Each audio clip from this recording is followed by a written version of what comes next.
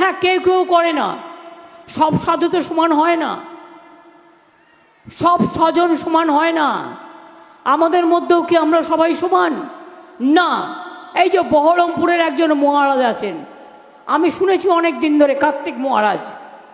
ভারত সেবা সংঘকে আমি খুব শ্রদ্ধা করতাম।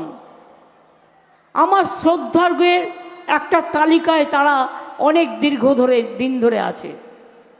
কিন্তু যে লোকটা বলে আমি তৃণমূল কংগ্রেসকে এজেন্ট বসতে দেবো না, সে লোকটাকে আমি সাধু বলে মনে করি না। তার কারণ তিনি ডাইরেক্ট পলিটিক্স করে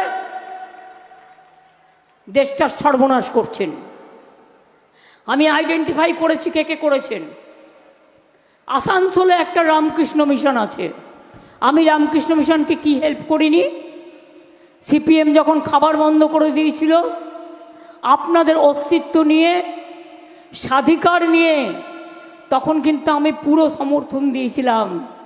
মা বোনেরা আসতো, তারা তরকারি কেটে দিত, আর সিপিএম কিন্তু আপনাদের কাজ পর্যন্ত করতে দিত না। কিন্তু আমি জানি কয়েকজন, সবাই তো নয়। যেমন আমি শুনলাম আসানসোলের একটি মিশন আছে। ইসকনও মনে রাখবেন 700 একর জমি দিয়েছি ইসকন শহর করবার জন্য নদিয়াতে। ইসকনেরও একটা মন্দির আছে, ইসকনেরও একটা মিশন আছে।